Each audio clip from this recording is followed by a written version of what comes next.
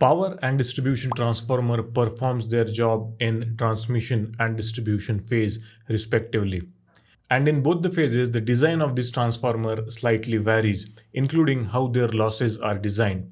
In this video, we are going to talk about some of the key differences between power and distribution transformer. So here we are going to talk about the differences considering all these parameters: application rated voltage, power rating, operating condition, efficiency, and losses.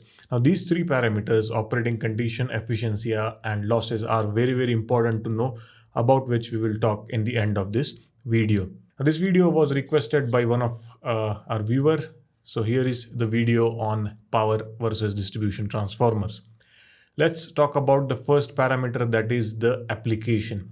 Now, power transformer, they are used in generating substation and also in the transmission substation for step up and step down purposes. For both the purposes, these transformers are used. So here, let me quickly give you one example.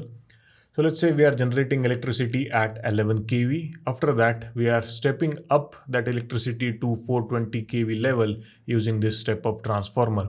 Then the electricity is getting transmitted to the different zones. And here the power or the electricity is getting stepped down to 145 kV so that this can be connected to the grid of 145 kV voltage level. So here you can see in both this substation, what we have used is power transformer, but the application of both these transformer are different. This is used for step up and this is used for step down, right? So power transformer used for both the application, step up and step down. So this substation would be the generating substation. This is the transmission substation. Clear? And by the way, if you are interested to know quickly about the electrical power system, then I have a dedicated course for you. This course is designed so that you can complete the basics of electrical power system very quickly. It really doesn't matter from which background you are coming from. Even if you are from commercial background, this course will help you understand about the basics of electrical power system. Definitely go and check it out. I'll provide link for it down in the description. So that is about the power transformer. Now moving on to the distribution transformer. They are used in distribution substation and for step down purpose.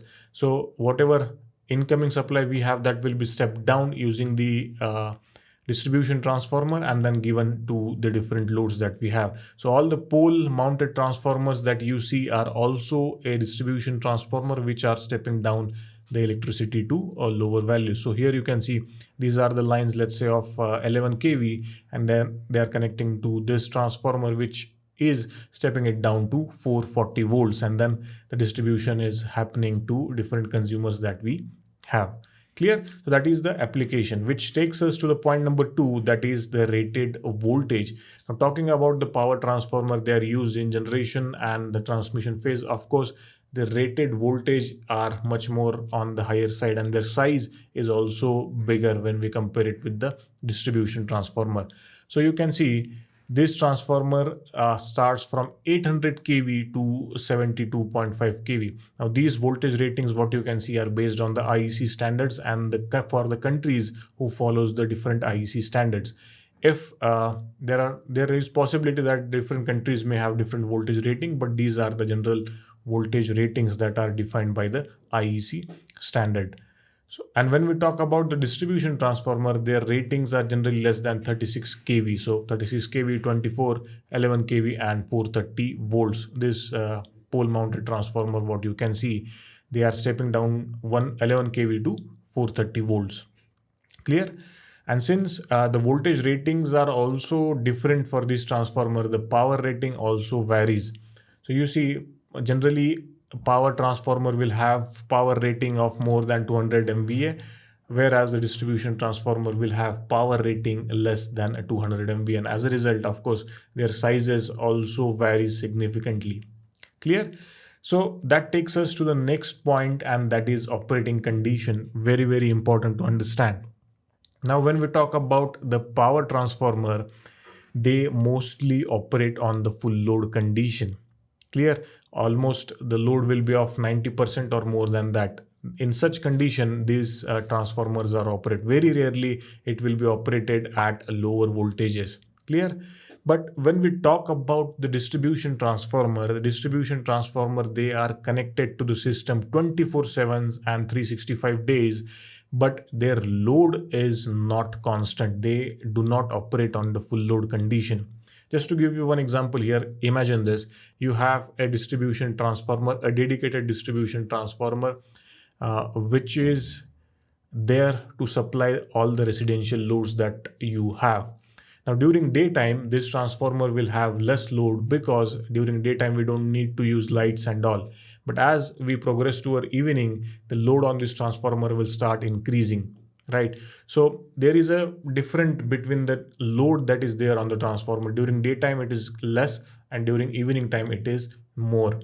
So if you calculate the all day efficiency or all day loading on this transformer, you will find that the loading never goes to the full load capacity. It will remain in between 50 to 70% of that. So this transformer do not all operate on the full load condition. They operate much lesser than that. 50 to 70% of the total full load they operate. Clear? Now, these operating conditions are necessary to know because based on that, the efficiency of the transformer are designed, the different losses of the transformer are designed, which takes us to the next point, that is the efficiency. Now, since the power transformer are operated mostly on the full load condition where the loads are more than 90%, their efficiency, their design is so that they give maximum efficiency at full load condition. Clear? So if you take a power transformer and you connect it to 50% load only, then you will definitely not get the maximum efficiency out of it. They are designed so that you can get a maximum efficiency at full load condition, a load that is 90% or more than that. Clear? On the other hand, the distribution transformer, if you design them for 100% efficiency or maximum load, then definitely that is a very bad design, because as I told you, they do not operate on full load condition. Most of the time they operate on 50 to 70% of the full load condition. So therefore it makes sense that we design a transformer which will operate, which will give us maximum efficiency at 50 to 70% of load. If you design a transformer for full load condition and use it for distribution purpose, then definitely that's a very bad design and there will be higher losses. Clear? Now the question is, what needs to be done to have this maximum efficiency? Well, of course, the answer is by controlling the losses, which takes us to the next point, that is the losses. So as we talked about the power transformer are mostly connected to a full load condition. That means it will have a full load secondary current flowing through them. So it makes sense that your transformer design must be designed so that it will offer less copper losses, right? Why copper losses? Because the copper losses depends upon the secondary load condition. Now, when we know that always the secondary current that is going to flow through the transformer, it is the maximum, and definitely it makes sense that we design a transformer which will have less copper losses. Clear? Understood?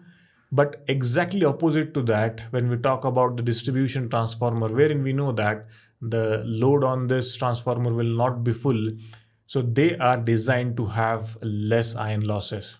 Now, iron losses, they are not dependent on the secondary load current. They happens 24 hours and 365 days because you are connecting transformer 24 hours, right? So you must design a transformer which will have less iron losses. Again, if you design a distribution transformer which will have less copper losses, it is of not much use for me because the load current or the load condition is not full in case of the distribution transformer. So definitely they must be designed to have less iron losses. Clear? Understood? Those are the main differences between a power and distribution transformer. This is the summary slide. What you can do is you can pause this video and take a screenshot of this for your quick reference anytime you want, right? So that is all about the differences. I hope you found this video helpful. And yes, of course, if you are interested in learning more about transformer, again, I have a dedicated course on the complete guide on the transformer. You'll have crystal clear clarity after going through that course. I'll provide link for that course down in the description as well. Definitely go and check it out, right? So thank you so much for watching, guys. I'll see you in my next one, but till then, keep watching, keep learning.